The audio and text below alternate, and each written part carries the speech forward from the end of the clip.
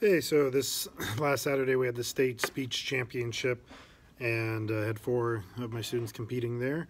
One of them got fourth place in state for her original oratory speech, and it was heavily based on her experiences being a Muslim and wearing the hijab.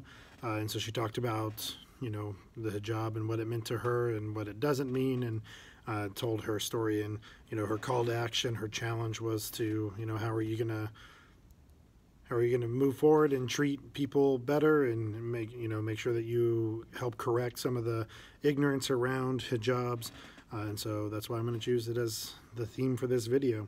Every year in world history, we spend about 5 to 6 weeks on Islam and the rise of Islam. And I spent about a week really delving into women in Islam and looking at their perspective of, because a lot of times I think the dominant narrative in America is that Muslim women are oppressed and need to be liberated, and there's like this whole white savior complex, Western savior complex that goes into it.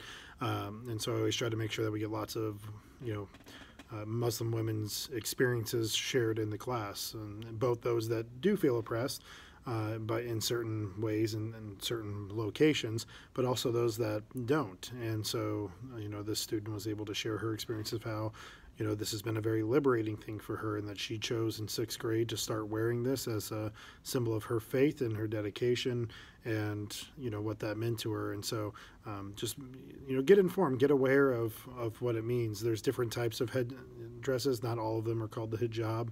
Hijab typically is the one that covers all around the face and down the back of the neck, but there's also the niqab, there's also the burqa, there's also several other styles depending on where the style originated from.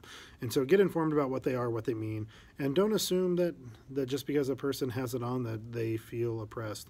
Talk to them. What does your hijab mean to you? What does your head covering mean to you? And when did you start wearing it? And why did you make the choice to wear? Why do you continue to make the choice to wear? Right? Just listen to people and talk to them, and also talk about your own experiences as part of your faith.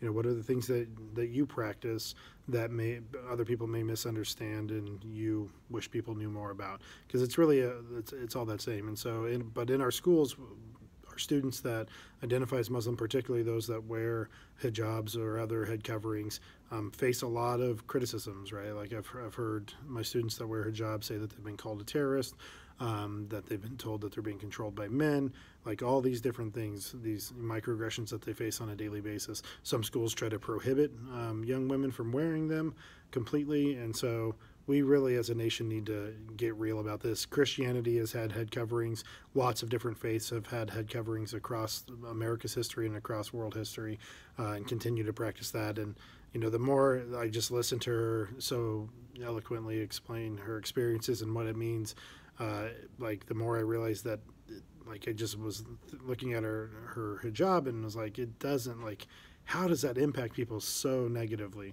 And it tends to be that we we have a certain portrayal of Muslims and what people assume about Muslims in the media, and then that carries over to what people see.